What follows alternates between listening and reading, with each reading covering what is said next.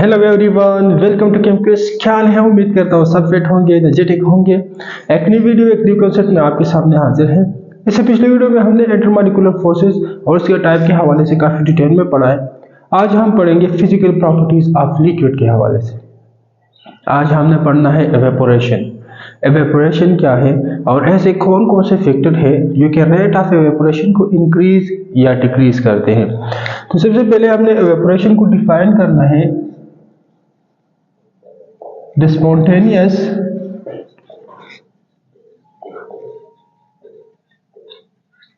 change of liquid into vapors at any temperature is called evaporation। किसी भी temperature पर जब एक लिक्विड खुद ब खुद वेपर्स में कन्वर्ट होता है उसको हम क्या कहते हैं? That process called evaporation. For example, यहाँ पर कंटेनर में एक लिक्विड मौजूद है और ये लिक्विड कन्वर्ट होता है किस चीज में? वेपर्स में। इस सारे प्रोसेस को हम क्या कहते हैं? एवेपोरेशन कहते हैं। अगर आपने कभी सोचा है कि अक्सर एक क्वेश्चन आता है कि एवेपोरेशन कॉज कूलिंग, या जब आप गर्मियों में आपको बहुत ज्यादा पसीना आता है तो किसी भी फैन के नीचे जब आप बैठ जाते हैं तो वहां पर आपको कूलनेस फील होता है। तो वो कूलनेस किस वजह से है? वो coolness is due to evaporation. किस तरह?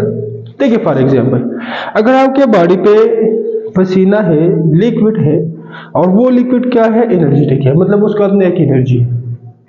जब यही लिक्विड एवेपोरेट हो जाता है, आपके बॉडी के सरफेस को ये लीव करता है and that liquid molecule convert into vapours, तो आपका जो सरफेस है उसकी जो एनर्जी है वो एनर्जी तो अब डिक्रीज हुई है ना।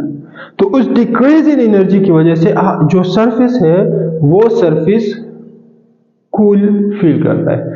तो हम कहेंगे कि एवेपोरेशन कॉज कूलिंग बिकॉज जो कि एनर्जेटिक मॉलिक्यूल है आपके बॉडी के ऊपर, जो लिक्विड मॉलिक्यूल है वो कन्वर्ट होते हैं किस चीज में? वेपर फेज में। तो इसी वजह से हम क्या कहते हैं कि आपके बॉडी के जो सरफेस का जो टेम्परेचर है वो डिक्रीज होते हैं, जिसकी वजह से कूलिंग कॉज होती है। ठीक है जी। तो यही बात है, जो लिक्विड का मॉलिक्यूल है वो कॉन्स्टेंटली कंटिन्यूसली मोशन में होते हैं। तो मोशन में होने की वजह से उसके दरमियान जो इंटरमॉलिक्यूलर फोर्सेस है वो कमजोर पड़ जाते हैं ड्यू टू सब फैक्टर्स। तो इसी वजह से वो लिक्विड मॉलिक्यूल अपना सरफेस जो है वो लीव करते हैं, कन्वर्ट होते हैं इनटू वेपर्स। और इस सारे फिनोमेना को, सारे प्रोसेस को क्या कहते हैं? एवेपोरेशन कहते हैं। अच्छा जी, अब रेट ऑफ एवेपोरेशन क्या है? रेट से मुराद स्पीड है। अब दो डिफरेंट लिक्विड है, एक लिक्विड जो है उसके मॉलिक्यूल्स जल्दी एवेपोरेट होते हैं, एक लिक्विड के मॉलिक्यूल वो कुछ टाइम के बाद एवेपोरेट होते हैं।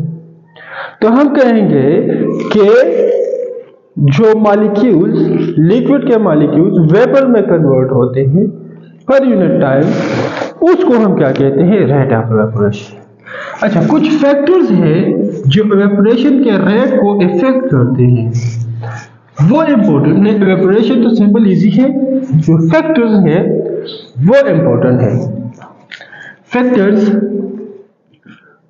अफेक्टिंग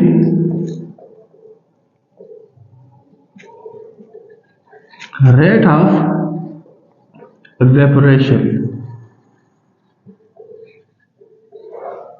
जिसमें फर्स्ट नंबर है सरफेस एरिया। सरफेस एरिया किस तरह इफेक्ट करता है? फॉर एग्जाम्पल, एक चाय का शौकीन है, वो चाय पीता है, लेकिन वो क्या है, जो गर्म चाय है उसको नहीं पी सकता। तो कहीं पे जाके मेहमान बना हुआ है और उसके सामने किसी ने चाय रख दी है, लेकिन उसके पास टाइम कम है, उसने कम टाइम में चाय भी पीनी है और वहां से निकलना भी।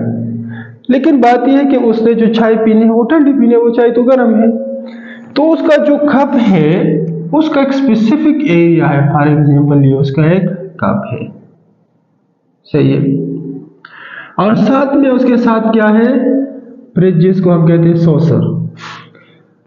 तो वो क्या कर लेता है, उस चाय को उठा के ये जो सॉसर है, ये जो फ्रिज है, उस फ्रिज में उंडेल लेता है। अब अगर हम देखें तो इस कप का जो सरफेस एरिया है वो तकरीबन इतना है, और जो सॉसर का जो सरफेस एरिया है वो इतना है। अब यहाँ के जो सरफेस के मॉलिक्यूल्स है, इतने एरिया में जो सरफेस के मॉलिक्यूल्स है, और यहाँ पर जो एरिया है वो ज्यादा है, यहाँ पर सरफेस पे मॉलिक्यूल्स क्या है, ज्यादा है। तो यहाँ से जो सरफेस पे मॉलिक्यूल है, हाई काइनेटिक एनर्जी वाले मॉलिक्यूल, वो जल्दी आके पहुंचते हैं यहाँ पे भी आके पहुंचते हैं, लेकिन यहाँ पर एरिया ज्यादा है, तो यहाँ पर ज्यादा मॉलिक्यूल, हाई काइनेटिक एनर्जी वाले मॉलिक्यूल सरफेस पे होंगे, यहाँ पर कम मॉलिक्यूल सरफेस पे होंगे। तो यहाँ से ज्यादा मॉलिक्यूल्स, हाई काइनेटिक एनर्जी वाले मॉलिक्यूल ज्यादा इवेपोरेट होंगे, क्योंकि यहाँ पर सरफेस ज्यादा है।